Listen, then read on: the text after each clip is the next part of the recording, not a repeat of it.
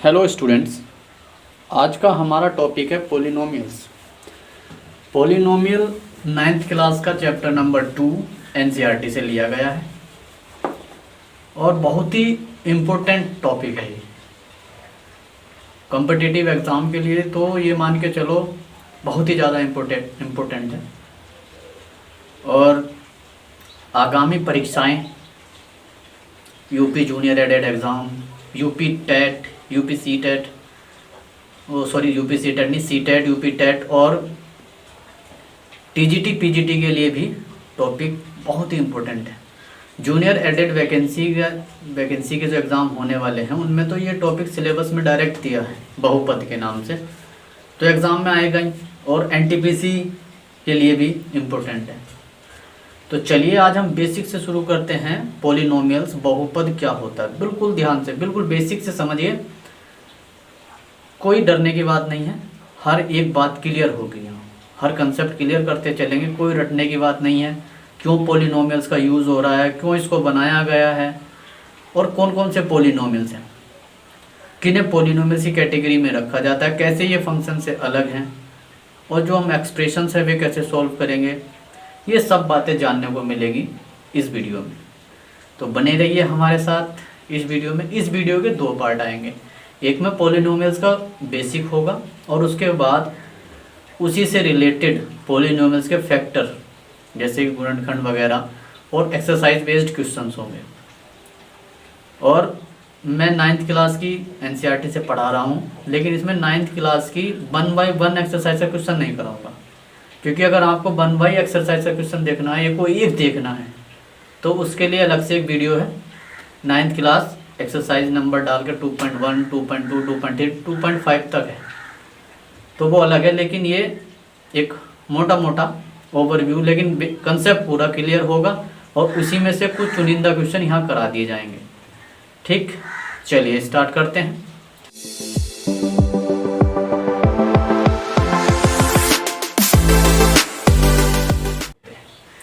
चलिए, पोलिनोमियल्स को हिंदी में बोला जाता है बहुपद। ठीक है जी, बहुपद। पोलिनोमियल समझने से पहले देखिए मैं आपको क्या बताना चाहता हूँ।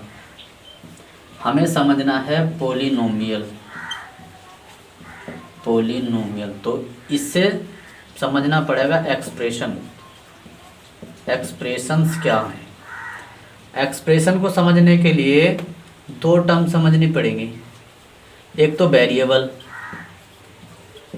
और एक कांस्टेंट। यानी कि इसको कहेंगे अचर पद और ये होगा चर पद। ये समझना पड़ेगा। इसे समझने के बाद एक्सप्रेशन, और एक्सप्रेशन को ही कब पोलिनोमियल कह देंगे बिल्कुल पता चल जाएगा आपको। ठीक, चलिए कांस्टेंट आप सब जानते हैं। जो वैल्यू कांस्टेंट है, जैसे मान लो 2 कांस्टेंट वैल्यू है, 3, 4, पाई, 3.2, -3, 5/6, ये कांस्टेंट वैल्यू है, तो चेंज हो ही नहीं सकती। अगर कोई हमारा आंसर 2 आ गया तो 2 ही रहेगा, चेंज नहीं हो सकता। और वेरिएबल जो वैल्यू चेंज होती हो, जिनकी वैल्यू बार बार चेंज हो जाती हो, जैसे मान लो x, y, z, क, ख, ग, यही तो होंगे भी। आई होप आप समझ गए होंगे कि मैं कांस्टेंट और वेरिएबल क्या बताना चाह रहा हूँ। जो फिक्स वैल्यू है वो कांस्टेंट अचर पद है, और जो वैल्यू जिनकी वैल्यू चेंज हो जाती है वो चर पद है, वेरिएबल। ठीक, तो ये समझ गए। अब ये समझते हैं एक्सप्रेशन क्या होता है। अगर मैं एक्सप्रेशन को समझ, एक कांस्टेंट नंबर ले लूं, कांस्टेंट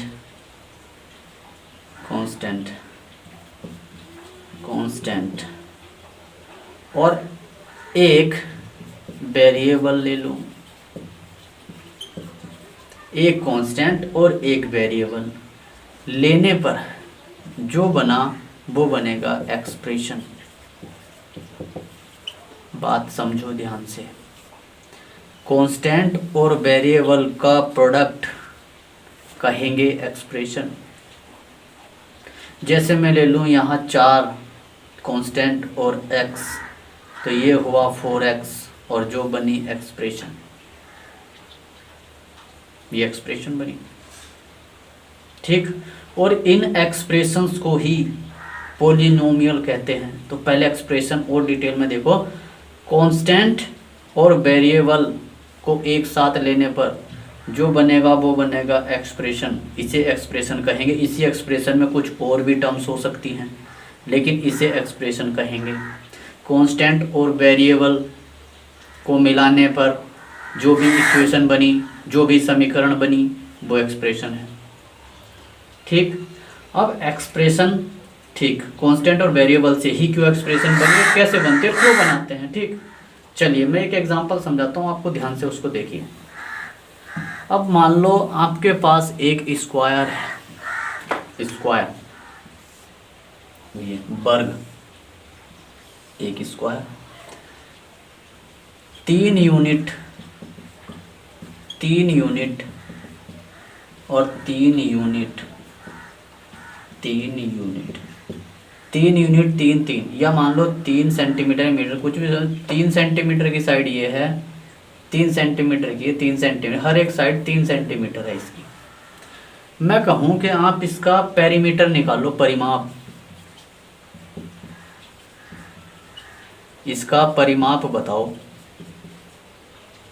परिमाप। तो आप कहोगे कि सारी साइड ऐड कर दो, तो एक साइड ये ऐड कर दो 3, एक ये ऐड कर दो 3, 3 और 3, कितना आया 12।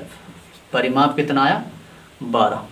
ठीक भैया, मैंने कहा क्या, या ऐसा कह सकता हूँ कि जितनी साइड हैं 4, उस साइड को उसकी एक साइड से, जितनी साइड है 1 2 3 4, और साइड की एक यूनिट से जितनी लेंथ है, साइड की लेंथ से मल्टीप्लाई करो, 4 तिया 12, तब भी आंसर मिलेगा आपको।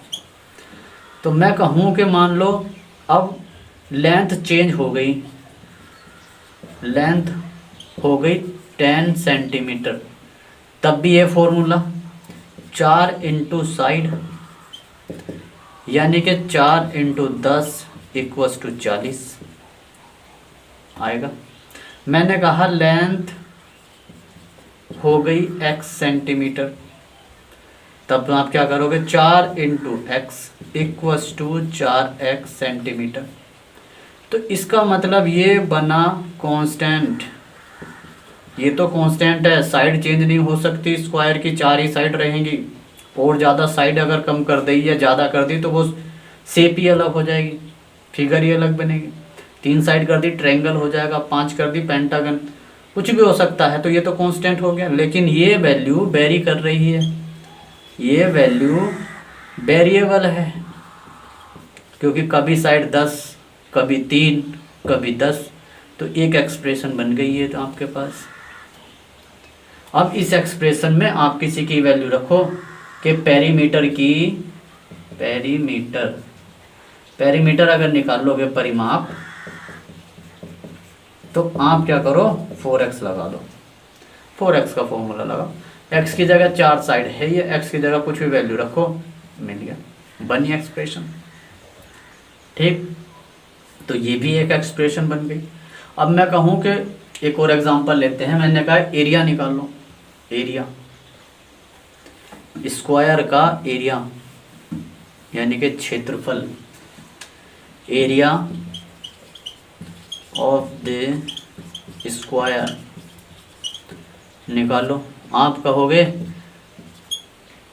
साइड का स्क्वायर, साइड का स्क्वायर कर दो, लेंथ ऑफ साइड का स्क्वायर कर दो, तो आप करोगे 3, इसको स्क्वायर करेंगे 9 सेंटीमीटर स्क्वायर या मीटर स्क्वायर, जो भी यूनिट है वो आएगा। तो मैं कहूँ कि यहाँ भी अगर एरिया का फॉर्मूला लगे तो वो हो जाएगा x स्क्वायर, और x की जगह आप कुछ भी रख दो, तो ये भी एक एक्सप्रेशन बन गई, ये भी एक एक्सप्रेशन बन गई, ये भी एक एक्सप्रेशन है, ये भी एक एक्सप्रेशन है। और अगर दो टर्म एक साथ कर दूँ, 4x square plus x, 4x plus x square, ये भी एक एक्सप्रेशन है। 3 टर्म को एक साथ ले लो, मान लो मैंने ले लिया x square plus 5x plus 6 equals to 0। एक एक्सप्रेशन ये है, एक एक्सप्रेशन ये है, तो ये भी एक एक्सप्रेशन बन गई, लेकिन ये एक्सप्रेशन बड़ी है। ये भी एक्सप्रेशन है, ये भी एक्सप्रेशन है, ये भी एक्सप्रेशन है। तो एक्सप्रेशन जिसमें कहने का मतलब है कि एक कांस्टेंट टर्म और एक वेरिएबल टर्म हो, वो एक्सप्रेशन होगी। ठीक, याद रखो, एक्सप्रेशन होगी। अब एक्सप्रेशन को पॉलिनोमियल कब कहेंगे, ये बात है। ठीक, एक्सप्रेशन को पॉलिनोमियल कब कहेंगे, बहुपद कब कहेंगे, वो देखिए। तो ऑल द एल्जेब्रिक, अभी यहाँ लिख लीजिए, all the algebraic expression, all the algebraic expressions we have considered so far have only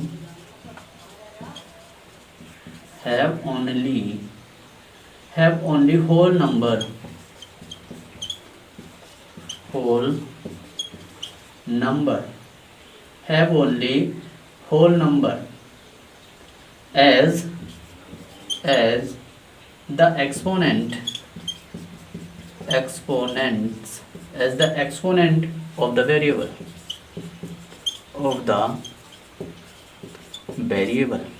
ये डेफिनेशन देखो।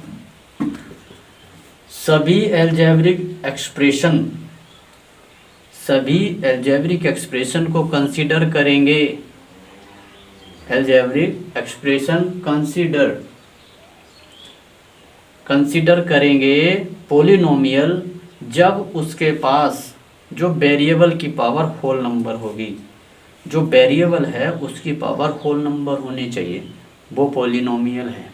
उस एक्सप्रेशन को पॉलिनोमियल कहेंगे। जैसे मैंने कहा कि एक्स स्क्वायर प्लस 3, आपने कहा कि ये वेरिएबल है, मानते हो भाई, वेरिएबल है। वेरिएबल की पावर बताओ, एक्सपोनेंट कितना है, इस पर घात कितनी है, 2। क्या 2 एक होल नंबर है? क्योंकि हमने नंबर सिस्टम में पढ़ाया था कि होल नंबर क्या होते हैं, 0 1 2 3 4 ये होते हैं। तो 2 होल नंबर है, तो ये एक पॉलिनोमियल है, ये एक पॉलिनोमियल है। मैंने कहा एक्स स्क्वायर माइनस एक्स, तो चेक करो पावर होल नंबर है वेरिएबल पर, यहाँ पावर 1 है, यहाँ भी होल नंबर है, तो ये भी पॉलिनोमियल है। ठीक, मैंने कहा x की power 3 minus x plus 4x plus 7, बताओ। तो ये एक एक्सप्रेशन ये है, एक एक्सप्रेशन ये है, एक एक्सप्रेशन ये है, और ये भी एक्सप्रेशन है। आप कहोगे कि यहाँ एक्सप्रेशन है, यहाँ तो मतलब कांस्टेंट टर्म है, तो कांस्टेंट है ना 1, यहाँ भी 1 है। तो ये एक्सप्रेशन के मेल से एक बड़ी एक्सप्रेशन बनी। और इस एक्सप्रेशन को पॉलिनोमियल कहेंगे कि नहीं कहेंगे, वो चेक कर लो। तो वेरिएबल पे कितनी पावर है, 3, अचर पद पे पावर चेक कर लो, चर पे 3, यहाँ 1, यहाँ 1 और यहाँ 0, x की 0। तो इसका मतलब 0 तो होल नंबर है। तो देखो x पे सारी पावर, कोई भी पावर ऐसी नहीं है जो होल नंबर ना हो, तो ये एक पॉलिनोमियल है। समझ में आई बात? मैंने कहा टी स्क्वायर प्लस 4 पॉलिनोमियल है या नहीं, तो आप क्या करो, चर पद देखो, टी पे कितनी पावर है, 2 होल है, तो ये भी पॉलिनोमियल है। नहीं मानते, तो ये पॉलिनोमियल हुआ। तो मेन बात ये आई कि उन एक्सप्रेशन को पॉलिनोमियल कहेंगे जिनमें वेरिएबल की पावर होल नंबर पे हो। गांठ बांध लो बात, उन एक्सप्रेशन को पॉलिनोमियल कहेंगे, उन एल्जेब्रिक एक्सप्रेशन को पॉलिनोमियल कहेंगे जिनके अचर पद पर पावर जो होगी, घात जो होगी, वो पूर्ण संख्या होनी चाहिए। ठीक, पॉलिनोमियल कहेंगे। अब दूसरी बात, मान लो मैं कहूँ कि ये बताओ पॉलिनोमियल है या नहीं 1/x, तो आप कहोगे x और प्लस x की पावर ऊपर ले जाओ तो माइनस के बने, क्योंकि जब ऊपर जाता है तो माइनस बनाएगा। अब एक बार बताओ, -1 होल नंबर है या नहीं? होल नंबर नहीं है, तो इसका मतलब ये पॉलिनोमियल नहीं है। मैं कहूँ √3 प्लस बाई स्क्वायर, बताओ, तो ये इसका मतलब है बाई की पावर 1/3 प्लस बाई स्क्वायर। ये तो होल नंबर है, लेकिन ये होल नंबर नहीं है, ये फ्रैक्शन की फॉर्म है और ये इंटीजर था, तो होल नंबर नहीं है, ये भी पॉलिनोमियल नहीं है। कहीं भी चेक कर लो, पॉलिनोमियल नहीं है। अब मैं कहूँ कि √x + 3 पॉलिनोमियल है या नहीं, तुरंत चेक करो, x की पावर 1/2 + 3, ये होल नंबर नहीं है, इसका मतलब पॉलिनोमियल नहीं है। डायरेक्ट चेक कर सकते हैं। अभी हम आने, और ऐसा ही क्वेश्चन जूनियर एडेड वैकेंसी में और यूपी टेट में डायरेक्ट पूछा जाता है कि निम्न में से कौन सा बहुपद नहीं है। 4 ऑप्शन दे देगा, आपसे पूछ लेगा कि कौन सा बहुपद नहीं है। ये मेथड लगाओ, सोल्व करो, बता दो कि भाई बहुपद ये होता है। समझ रहे हैं ना? अब देखो, पॉलिनोमियल पता चल गया आपको। वो एल्जेब्रिक एक्सप्रेशन जिसके वेरिएबल पर पावर होल नंबर में हो, वो पॉलिनोमियल होता है। हिंदी में लिख दूं, वो एल्जेब्रिक बीजगणितीय कह सकते हैं, एल्जेब्रिक एक्सप्रेशन, वो एल्जेब्रिक एक्सप्रेशन जिनके वेरिएबल पर पावर होल नंबर में हो, होल नंबर में हो, पॉलिनोमियल कहलाते हैं, जिन बहुपद कहलाते हैं। भाई समझ में? अब पॉलिनोमियल्स के टाइप्स वो देख लो। टाइप ऑफ पॉलिनोमियल, तो देखो, पॉलिनोमियल्स को हम 2 ग्रुप में डिवाइड करेंगे, on the basis of term के बेस पे, on the basis of power के बेस पे। यानी कि एक तो टर्म के बेस पे और एक पावर के बेस पे। टर्म समझ लीजिए, मान लो x² + के 4x + के 2, ये एक एल्जेब्रिक एक्सप्रेशन है। ठीक, एल्जेब्रिक एक्सप्रेशन में वेरिएबल की पावर 2 है, 1 है, 0 है, यानी कि होल नंबर है, तो ये पॉलिनोमियल हो गया। इस पॉलिनोमियल में एक टर्म ये है, एक टर्म ये है और एक टर्म ये है, तो टोटल 3 टर्म हैं, 3 टर्म। तो टर्म के बेस पर, टर्म समझ में आ गया, टर्म के बेस पर देखेंगे कौन कौन से पॉलिनोमियल्स हैं, और पावर के बेस पे देखेंगे कौन कौन से पॉलिनोमियल्स हैं। ठीक, टर्म के बेस पर अगर हम देखते हैं तो एक है मोनोमियल्स।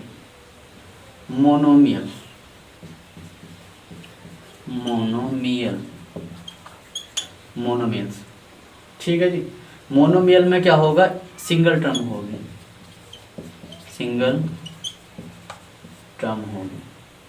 एक है तुम्हारे पास बाइनोमियल,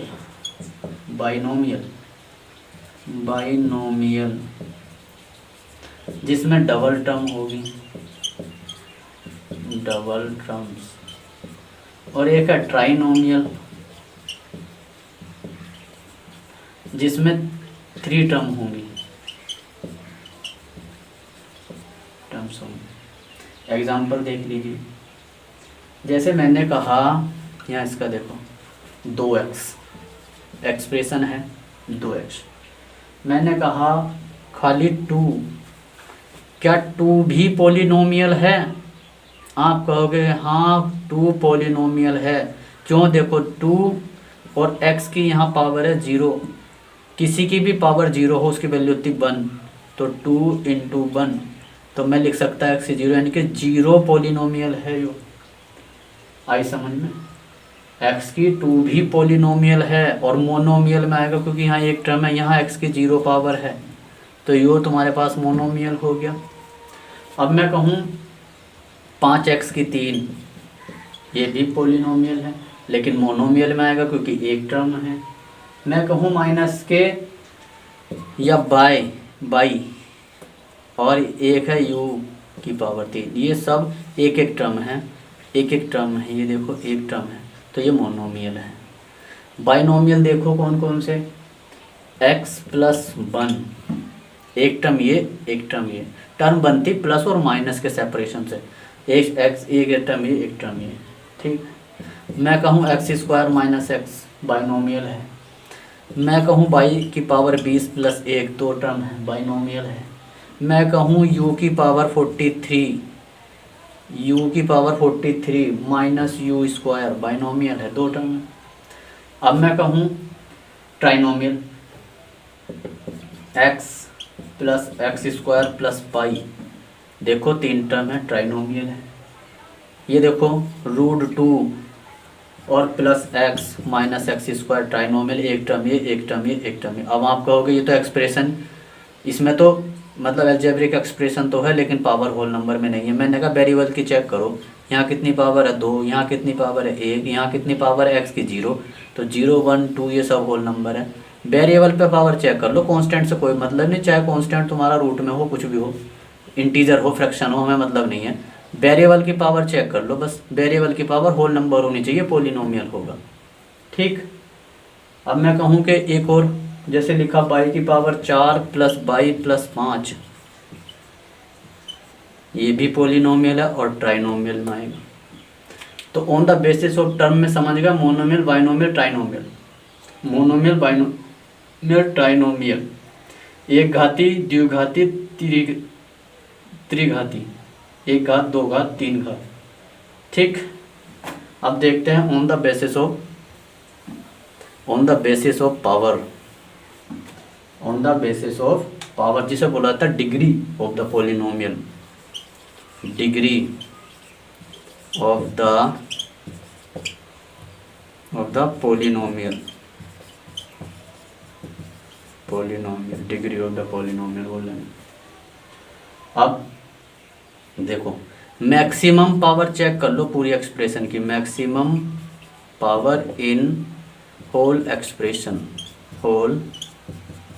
एक्सप्रेशन, मैक्सिमम पावर, जैसे मैंने कहा कि x की पावर 5 माइनस के x की पावर 4 और प्लस के 3। सबसे पहली बात तो ये एक अलजेब्रिक एक्सप्रेशन है क्योंकि कांस्टेंट और वेरिएबल से मिलकर बन रही है। इस अलजेब्रिक एक्सप्रेशन में देखो ये पोलिनोमियल है क्या, नहीं पोलिनोमियल है क्योंकि पावर होल नंबर में है। अब इसमें देखो कितनी टर्म है, 1 2 3, 3 टर्म है, ट्राइनोमियल है। On the basis of degree हम इसे क्या कहेंगे, तो मैं बताऊं इसकी मैक्सिमम पावर, यहाँ x की पावर 0 है, यहाँ 4 है, यहाँ 5 है, तो मैक्सिमम पावर कितनी हो गई 5। तो इसकी डिग्री ऑफ द पोलिनोमियल अगर बात करूं, डिग्री ऑफ पोलिनोमियल कितनी हो गई, 5 हो गई, ठीक। अब एक तुम्हारे पास है 2 माइनस, सब एनसीईआरटी का एग्जांपल है, बाई की पावर 3 प्लस 2 बाई की पावर 8। इस डिग्री बताओ, इसकी डिग्री ऑफ द पोलिनोमियल हो गई 8 क्योंकि मैक्सिमम 8 है। एक और इंटरेस्टिंग एग्जांपल है, मैंने कहा 2, तो आप कहोगे कि 2 एक पोलिनोमियल है क्या, नहीं है क्योंकि x की पावर यहाँ 0 है, तो 0 डिग्री पोलिनोमियल है ये, 0 डिग्री पोलिनोमियल, 0 डिग्री पोलिनोमियल, समझते चलिएगा, 0 डिग्री पोलिनोमियल क्योंकि यहाँ x की पावर है 0, ठीक। अब ऑन द बेसिस, समझ गए पावर, समझ गए आप, तो on the basis of maximum power के या डिग्री के हिसाब से पोलिनोमियल्स को भी हम, एक है लीनियर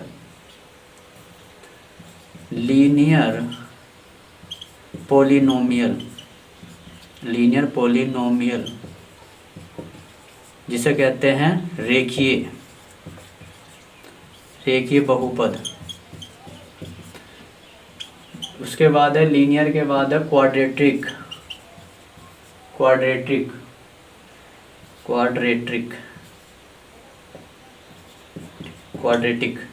पॉलिनोमियल जिसे होगा द्विघात द्विघात द्विघात बहुपद, जिसे द्विघात समीकरण बोला जाता है। एक है क्यूबिक पॉलिनोमियल, जिसे बोला जाएगा त्रिघात, चलो जो भी होगा, तीन घात का पॉलिनोमियल, हिंदी में ना सोचो। क्यूबिक पॉलिनोमियल लीनियर में क्या होगा, पावर मैक्सिमम पावर एक होगी वेरिएबल पे, और मैक्सिमम या डिग्री एक होगी, यहाँ डिग्री 2 होगी, यहाँ डिग्री 3 होगी। आई समझ में? तो on the basis of term पे monomial, binomial, trinomial, on the basis of power linear polynomial, quadratic polynomial, cubic polynomial, बस इतना। 0 पॉलिनोमियल में जिसमें x की पावर 0 है। ठीक है भाई, चलो अब आते हैं एनसीईआरटी की एक्सरसाइज पे। पॉलिनोमियल बस इतना ही था, एनसीईआरटी की एक एक्सरसाइज है उसको निकलवाते हैं। Page number 32 NCERT page number 32 exercise है तुम्हारे पास 2.1। ठीक है जी, इंग्लिश में। अब which of the following expression are polynomial, इसमें ये बताना कौन सी पॉलिनोमियल एक्सप्रेशन है। देखो सबसे पहला एक दे रखा है 4x² माइनस के 3x प्लस 7, दूसरा बाई स्क्वायर प्लस के √2, तीसरा √3t प्लस t √2, और बाई प्लस 2/बाई 5, x की पावर 10 प्लस बाई की पावर 3 प्लस t की पावर 50। चलिए बताइएगा कौन सा इसमें पॉलिनोमियल है और कौन सा नहीं है, और क्यों नहीं है। देखो एल्जेब्रिक एक्सप्रेशन है, बिल्कुल है। एल्जेब्रिक एक्सप्रेशन कब बनती है, जब एल्जेब्रिक एक्सप्रेशन है, क्योंकि ये एक टर्म है, ये एक टर्म है, एक टर्म है, ये एल्जेब्रिक एक्सप्रेशन की टर्म है, ये भी एल्जेब्रिक एक्सप्रेशन की टर्म है, और ये भी 3 टर्म है। इसके अंदर 3 टर्म है, तो इसमें मैक्सिमम पावर कितनी है 2, यहाँ कितनी पावर है 1, यहाँ कितनी पावर है 0, और ये सब होल नंबर है, तो ये एल्जेब्रिक एक्सप्रेशन है, यानी कि पॉलिनोमियल है। अब कितनी टर्म है 3, तो ट्राइनोमियल है। कितनी पावर है मैक्सिमम 2, तो क्वाड्रेटिक इक्वेशन है। ठीक, इसको चेक करो। यहाँ देखो वेरिएबल पे कितनी पावर है 2, वेरिएबल पे 2, यहाँ बाई की 0 भी मान सकते हो, तो 2 और 0, हमें केवल वेरिएबल की पावर देखनी, चर पद की पावर देखनी, तो यहाँ बाई की 0, यहाँ बाई की 2, तो जबकि 2 एक पूर्ण संख्या है, इसका मतलब ये भी पॉलिनोमियल है। अब देखो यहाँ t की कितनी पावर है 1, लेकिन यहाँ t की 1, इसको हटाऊँ रूट को, तो यहाँ लगेगा 1/2, 1/2 होल नंबर में नहीं आता, इसलिए ये पॉलिनोमियल नहीं है। यहाँ देखो इसको सोल्व करो तो बाई प्लस 2, बाई की पावर माइनस के 1 होल नंबर में नहीं आता, इंटीजर में आता, पॉलिनोमियल नहीं है। यहाँ x की 10 है, यहाँ 3 है, और यहाँ t की 5 है। ठीक है, तो ये आपके पास पॉलिनोमियल है, ये और ये पॉलिनोमियल नहीं है। ठीक है जी, चलो मैं थोड़ा सा इसमें इंक पिला देता हूँ मार्कर को, पहले डाउन चल रहा है।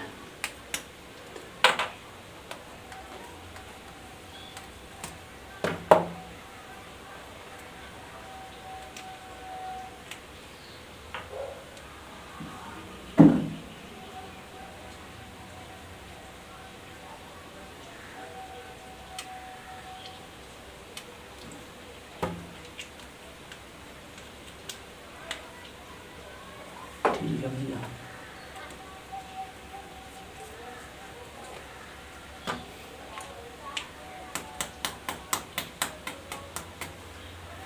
अब देखो ये बुक है। दूसरा क्वेश्चन क्या कह रहा है, right the coefficient of x² each of the following. 3 ये क्वेश्चन ये है इसमें एक्स स्क्वायर का कोफिशिएंट लिखना, अभी कोफिशिएंट भी समझ में आ जाएगा। X square plus K X, दूसरे में दिया है 2 minus X square plus X की पावर 3, और तीसरा क्वेश्चन है π/2 एक्स स्क्वायर प्लस एक्स।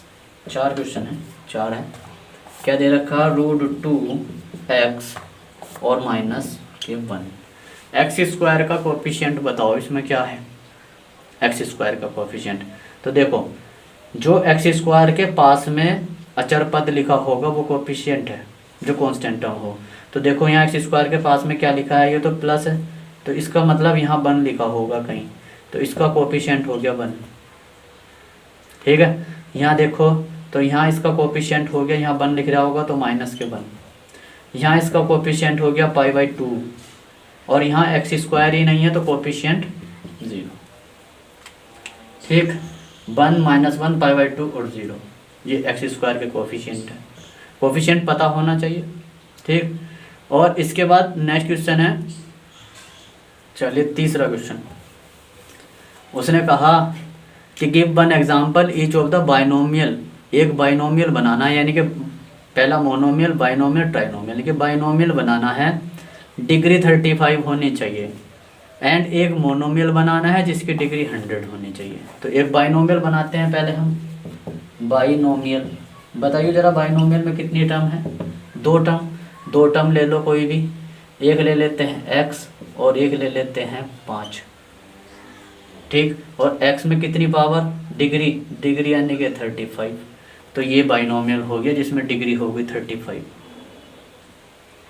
ठीक, बाइनोमियल है, 2 टर्म है, 35 डिग्री। यहाँ आप कुछ भी ले लो, चाहे x की 30 ले लो, कोई फ़र्क नहीं पड़ता, ये बनेगा।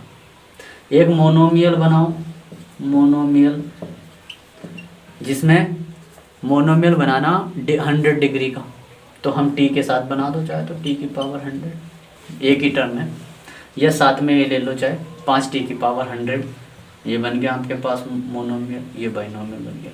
ये क्वेश्चन नंबर 3 था NCERT का। क्वेश्चन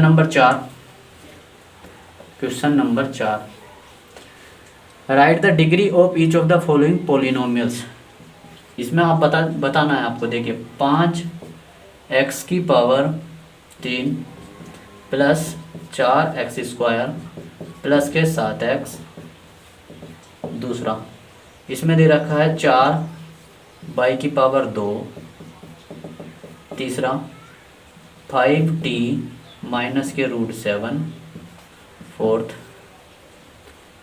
दिया है 3। अब बताओ डिग्री, बताओ इनकी कितनी है। इसमें डिग्री बताइए कितनी होगी। इसमें मैक्सिमम पावर चेक कर लो, 3 है तो 3 डिग्री है। यहाँ बताइए मैक्सिमम पावर 2 है, 2 डिग्री है। यहाँ बताइए मैक्सिमम पावर 1 है तो 1 डिग्री है। यहाँ मैक्सिमम पावर कितनी है, 0, तो 0 डिग्री है, 0 डिग्री है। यहाँ हो गया क्वेश्चन। फिर उसके बाद क्वाड्रेटिक वगैरह पता चली गया आपको, जिसमें डिग्री से पावर चेक हो जाती है।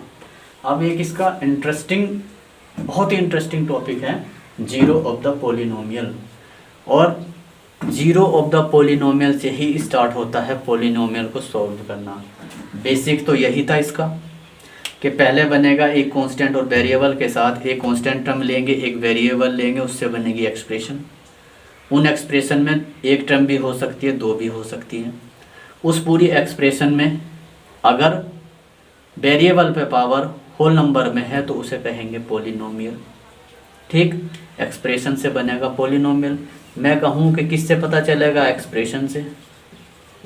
एक्सप्रेशन चेक करती है होल नंबर की पावर, अगर पावर होल नंबर में है तो पोलिनोमियल है, वेरिएबल पे होल नंबर में पावर होनी चाहिए। ठीक, अब हम एक टर्म देखते हैं, जीरो ऑफ द पोलिनोमियल। और एक्सप्रेशन बनती क्यों है, अभी हमने बना के दिखाया था। कुछ सिचुएशन ऐसी आएंगी जिनमें एक्सप्रेशन बनेगी, जैसा हम पैरामीटर निकाल रहे थे, परिमाण, तब जीरो ऑफ ए पोलिनोमियल। ठीक, zero of A polynomial, important topic. ठीक है जी, जीरो ऑफ ए पोलिनोमियल। अब एक बात बताओ, मान लो आपने पोलिनोमियल बना दिया, एक एक्सप्रेशन बना दी।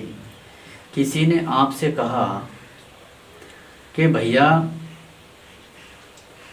कहा क्या कि मान लो आपके पास एक इक्वेशन है, ठीक, या मान लो एक एग्जांपल के तौर पर समझिए, किसी ने कहा कि एक स्क्वायर को, बात समझिए कि एक स्क्वायर है, ठीक भैया, एक स्क्वायर है, उसके उस स्क्वायर के एरिया को यानी कि उसके क्षेत्रफल को, बात समझिए, एरिया और प्लस पेरीमीटर को, एरिया और उसका पेरीमीटर को अगर मैं ऐड कर दूं तो वो 21 आ रहा है। ये बात कही कि अगर मैं एरिया और पेरीमीटर ऐड कर दूं तो उसका सम 21 आ रहा है। तो आप मुझे उस स्क्वायर की साइड बताओ, कितनी साइड की लेंथ कितनी होगी। समझिए बात को। अगर मैं किसी स्क्वायर का, मान लो ये एक स्क्वायर है ABCD का क्षेत्रफल और परिमाप दोनों जोड़ दूं तो उनका सम 21 आ रहा है। तो मुझे ये बताओ कि उस स्क्वायर की एक साइड की लेंथ कितनी होगी। तब आप एक्सप्रेशन ही बनानी पड़ेगी। आप एक्सप्रेशन बना सकते हो। एरिया का एक्सप्रेशन क्या था, एक्स स्क्वायर यानी कि साइड का स्क्वायर। मान लिया जहां मानने वाली इमेजिनेशन की सिचुएशन आएगी तो वहां एक्सप्रेशन बनेगी। तो मैंने मान लिया कि उसकी प्रति एक साइड एक्स है और पैरामीटर की एक्सप्रेशन आपने बनाई थी कि जितनी भी साइड हो उसे एक्स से मल्टीप्लाई कर दो और कितनी आ रही है 21। हमने इसको सॉल्व किया। पूरे यूट्यूब पे अगर कहीं ऐसा एग्जांपल दिखा दो तो गारंटी है, क्योंकि पॉलिनोमियल का यूज़ कोई नहीं बताता। सोल्व करने के मेथड बहुत बताएंगे, मैं भी बताऊंगा। सोल्व करते क्यों हैं वो देख लो। तो ये इक्वेशन बनी 4x = 21, या इसे लिखूं 4x - 21 = 0 बनी। अब ये बताओ ये अलजेब्रिक इक्वेशन है या नहीं, अलजेब्रिक एक्सप्रेशन है? जी बिल्कुल है। मैंने कहा क्या ये पॉलिनोमियल है? तुमने कहा चेक कर लो वेरिएबल पे कितनी पावर है। वेरिएबल पे 2 पावर, वेरिएबल पे 1 पावर, वेरिएबल की 0 पावर। पावर होल नंबर है, इसका मतलब ये पॉलिनोमियल है। पॉलिनोमियल है। मैंने कहा कौन सा पॉलिनोमियल है भैया? तुमने कहा कि टर्म के बेस पे बताऊं या डिग्री के बेस पे? तो टर्म के बेस पे अगर मैं इसको देखूं तो टर्म के बेस पे 1 2 3 टर्म है, यानी कि ट्राइनोमियल। पक्का? मैंने कहा डिग्री के बेस पे बताओ। तुमने कहा 2 डिग्री है और 2 डिग्री को हम क्या बोलते हैं? क्वाड्रेटिक। जो क्वाड्रेटिक है, क्वाड्रेटिक पॉलिनोमियल है। ठीक। अब ये एक्सप्रेशन बन गई। तो मुझे तो साइड चाहिए। तो जो भी एक्सप्रेशन बनेगी, एक्सप्रेशन ऐसी सिचुएशन के अनुसार बनती है। बड़े बड़े मैथमेटिशियन आपको सिचुएशन बना के देगा, इक्वेशन बना के देगा, वो आपको सोल्व करनी है। सोल्व करते क्यों है? क्योंकि हमें ये चाहिए। अब इस इक्वेशन को सोल्व करना ही कहलाता है to find the zero of the polynomial. To find the zeros of polynomial. Polynomial के रूट बताना या उसको सोल्व करना या उसकी वैल्यू बताना ही तो जीरोज बताना है ना। तो आपने तो एक्सप्रेशन बना दिया, अब इसे सोल्व कर दो, सोल्व करके बता दो एक्स की वैल्यू निकलेगी, वो ये होगी। तो सोल्व कैसे करते हैं? जीरोज फाइंड करते हैं।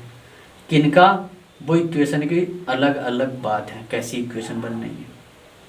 अगर लीनियर इक्वेशन बन रही है तो अलग सोल्व होगी, क्वाड्रेटिक इक्वेशन बन रही है तो अलग सोल्व होगी, और क्यूबिक इक्वेशन बन रही है तो अलग सोल्व होगी।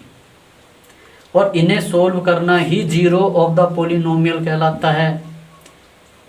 और सोल्व करने के लिए हम मेथड यूज करते हैं फैक्टराइजेशन। समझ में आई? तो इसके बाद मैं पार्ट 2 में फैक्टर करने सिखाऊंगा, लेकिन इससे पहले मैंने ये बता दिया कि हम फैक्टर कर ही क्यों रहे हैं।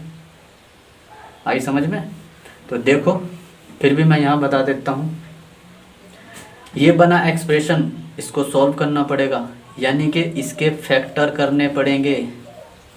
फैक्टर अलग अलग हैं, ठीक। क्वाड्रेटिक के यानी कि 2 डिग्री के अलग हैं, 3 डिग्री इक्वेशन के अलग अलग मेथड है, और 3 प्लस से अलग मेथड है। तो देखो मैं इसका पहले ये हम जहाँ चल रहे हैं वो चेक कर लेते हैं। मैं इसे सोल्व करता हूँ, देखिएगा इसका जीरो फाइंड करता हूँ, ठीक। और जीरो क्यों फाइंड कर रहे हैं? क्योंकि ये एक एक्स की एक ऐसी वैल्यू आएगी जिस पर ये जीरो के बराबर होगी, और जीरो के बराबर करना ही हमारा काम है, तभी तो ये इक्वेशन सेटिस्फाई होगी। तो इसको सोल्व कर लो। सोल्व करने के लिए एक्स स्क्वायर, मैं फैक्टर अगले वीडियो में आपको बताऊंगा, ठीक भैया। 1 मिनट हम कंफर्म करो। चलिएगा देखो ये हुआ, इस 4 के ऐसे टुकड़े करो जो घटाऊं, 2 संख्याओं को घटाऊं तो 20 बनाना चाहिए। इस चिन्ह से देखना, बताऊंगा मैं आगे डिटेल में, फिर भी देख लीजिएगा। तो और मल्टीप्लाई करो तो 21। इस चिन्ह को देख के चलेंगे, इस नंबर को देख के चलेंगे। तो मैं करता हूँ 7 - 3, 7 में से 3 गए 4, और 7 या 21। एक्स स्क्वायर यहाँ कर दूँ, x square plus 4x minus 21 equals to 0। X square इसे लिख दो 7 - 3 x माइनस 21। घबराए नहीं, अगर नहीं आते तो मैं अगली वीडियो में बताऊंगा। 7x - 3x minus 21 equals to 0। x common कर दो, x प्लस 7 बचा, माइनस के 3 कॉमन कर दो, x प्लस 7 बचा इक्वल्स टू 0। इनसे ये कॉमन है, x प्लस 7 और x minus 3 equals to 0। When x plus 7 equals to 0, तो x बराबर -7, एक वैल्यू तो ये आई। x माइनस 3 इक्वल्स टू 0 रख दूँ तो x बराबर 3, एक वैल्यू आई। तो क्या किसी का लेंथ माइनस में हो सकता है? नहीं हो सकता, तो वैल्यू हुई है, यानी कि इस स्क्वायर की साइड 3 है। हम कह सकते हैं कि जो स्क्वायर दिया है उसकी length of the square equals to 3। इसलिए हम जीरोस फाइंड करते हैं और इसलिए एक्सप्रेशन बनती है। तो मैंने पहले ये बताया कि एक्सप्रेशन बनती क्यों है, कंडीशन देने के हिसाब से, सिचुएशन के हिसाब से। फिर उनका जीरोस फाइंड करते क्यों हैं, उस वैल्यू को पता करने के लिए। समझ में आई? नहीं आई तो चेक करो, क्या इसकी एक्चुअल में लेंथ 3 है? ये कैसे चेक करते? क्या कहा था कि उसका पेरीमीटर का सम, तो पेरीमीटर निकाल लो, तो 4 × 3, और उसके एरिया का सम, एरिया कितना था? 3 का स्क्वायर कितना होना चाहिए? 21। 4 तिया 12 और 3 9, 9 और 12 होते 21। यही बात तो कही थी उसने, और यही हमने बता दिया। तो आज के वीडियो में हमने सीखा कि पॉलिनोमियल है क्या।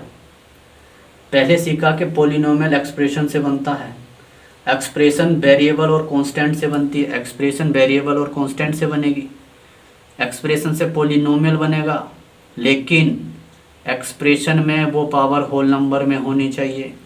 पावर होल नंबर में नहीं तो वो खाली एक्सप्रेशन ही रह गई, पॉलिनोमियल नहीं बनेगा।